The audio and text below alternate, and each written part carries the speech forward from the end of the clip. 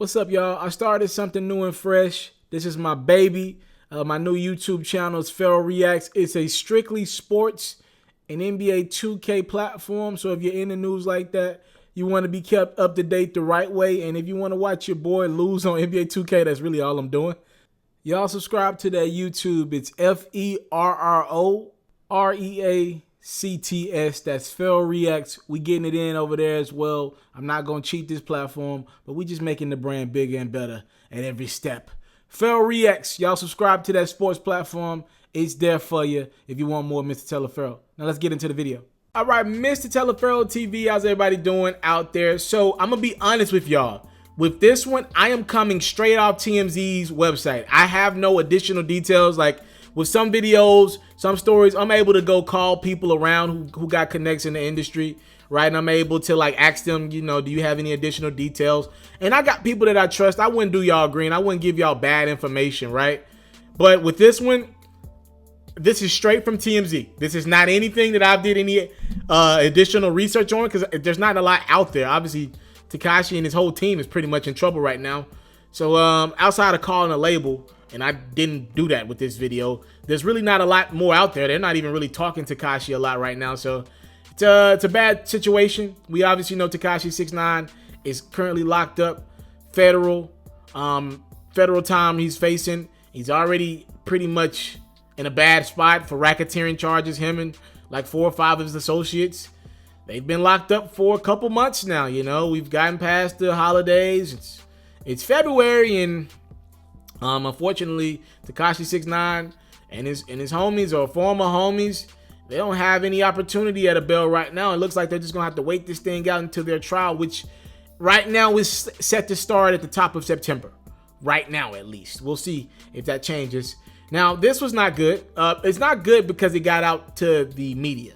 All right, I'm not saying that it won't be good for Tekashi 6ix9ine in the long run, but this one got out to the media. People talk. This one ain't good. TMZ is reporting that Tekashi 6ix9ine, he downed out a couple of his known associates. Maybe these were homies of his in the past, but they're not cool with each other now. We'll get to everything. All right, this is straight from TMZ's site. Apparently, TMZ got in contact with law enforcement officials. I don't like that. I don't like, why are law enforcement officials, we know people talk, right? I don't like that they're delivering this information. This is about snitching and ratting. I don't like that they're doing this with TMZ, but TMZ is saying that Kentia McKenzie, and we'll give him a name. A lot of people know him as Kuda B. So Kentia McKenzie, aka Kuda B, Anthony Ellison, and Denara Butler have all been indicted with crimes that have been related to Tekashi 6ix9ine. So this is all about the Chief Keef shooting. So now let me catch you guys up. For those who don't remember, Chief Keef and his cousin Tadoe were in New York, right? And there was a public beef between Chief Keef and Tekashi 6ix9ine. Honestly, from what I remember, Tekashi started it. He was trolling Chief Keef. They got into it a little bit online. Chief Keef kind of deaded it. They didn't really want no parts of the online drama. They went back and forth. Tadoe and Chief kind of said, look, man, we gonna stay away from all that. And Tadoe hopped on FaceTime with Tekashi a couple times. It wasn't good. All right. Now, the law enforcement officials apparently told TMZ that Kuda B was the trigger man in this Chief Keef shooting. There was a shooting outside of the hotel that Chief Keef and Tadoe were staying at while they were in New York, right? Now, they missed, thank goodness they missed Chief Keef and his cousin. And ironically, Tekashi and his crew were in LA at the time where Chief Keef currently lives. So they actually flip-flopped. Chief Keef went to New York where Tekashi was living, and Tekashi went to LA where Chief Keef currently lives, right? You're asking me, how do I know this? Here's the dumbest shit in the world about all this, and I am sure the feds were able to put this shit together immediately because it's so stupid. There's a video floating around on the internet, and it's Tekashi 6ix9ine, and he's on the phone with Tadoe. All right, this is again Chief Keef's cousin that Chief Keef was in New York with.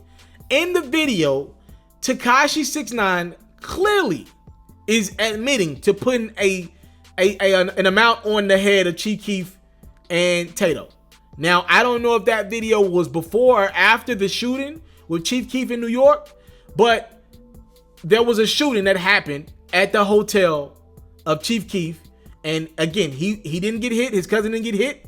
But there was a shooting that happened, and that's not good. That was an expensive hotel. There's a lot of very wealthy people at that hotel.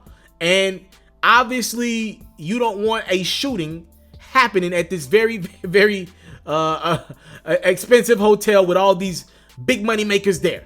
All right. So apparently federal officials were able to put one and one together, put all the pieces of this thing together. And they're claiming that Tekashi 6ix9ine paid Kuda B, aka Kentia McKenzie, $10,000 to shoot at Chief Keef. All right. Again, all this stuff is not fact yet. This is what's been reported via TMZ. Now, here's where this shit gets even crazier. Y'all got to bear with me here. The three guys that I named, listen to this.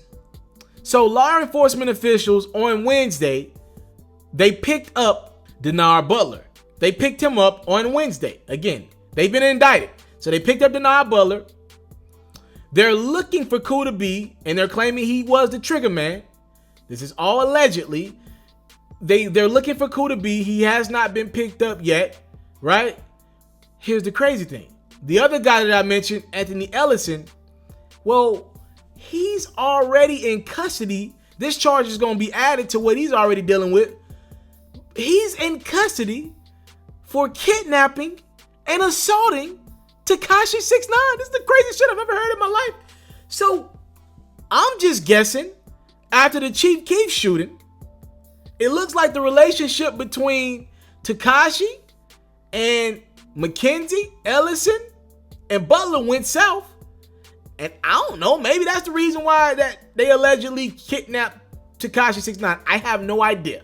All I know is that this man is on video putting a hit out on, this is crazy to me. He's literally on video putting a hit out on Chief Keef and his cousin Tadoe.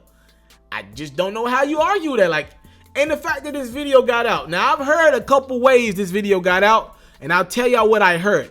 This is not factual information. I'm not trying to put this on anybody or pin anybody on this one. Allegedly, the video got out through either TMZ or academics. All right. These are both outlets that are very tied to Tekashi 6ix9ine. He's got relationships with academics. We see it online all the time. And he's got a relationship with TMZ. He always has a TMZ camera crew next to him at his cribs when he's on the West Coast, right? They're always able to get to Tekashi. So between one of the two, allegedly, and I found this out, allegedly between one of the two, this video got out through them. All right? It's a video of Tekashi on camera, literally putting a dime out on Tadoe and Chief Keef. Or it looks like he is, at least he's bragging about it.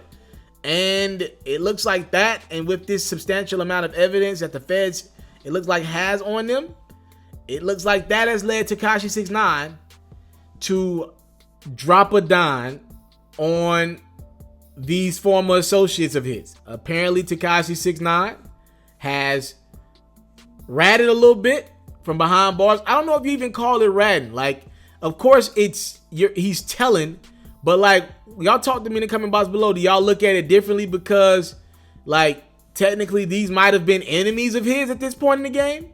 Like, if a dude try to kidnap me, right? Do I still have to live by the code of, like, I ain't saying nothing?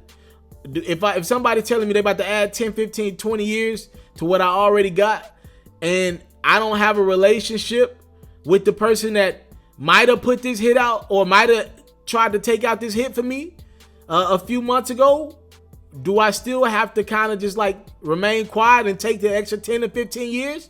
Y'all tell me what y'all think in the comment box below. Apparently Tekashi 6ix9ine, he was like, look, y'all can send them indictment elsewhere. That ain't got nothing to do with me. Apparently he has, from behind bars, told on some of these people, and he's addressed this Chief Keef shooting and said it wasn't him, and he's dimed out some people that were close to him at one point in time. Kentia McKenzie, aka Kuda B, Anthony Ellison, who was the guy who was accused of kidnapping and assaulting Tekashi. He's currently behind bars. And Denar Butler, who was picked up on Wednesday in this indictment. Oh my goodness, man. Thank y'all so much for the time, love, and support. I don't take it for granted. This is just bad all the way around. There's literally no positives in this situation. I'm lying. The only positive is maybe you got some bad people off the street, but in regards to their situation, this looks bad all the way around. I'm out.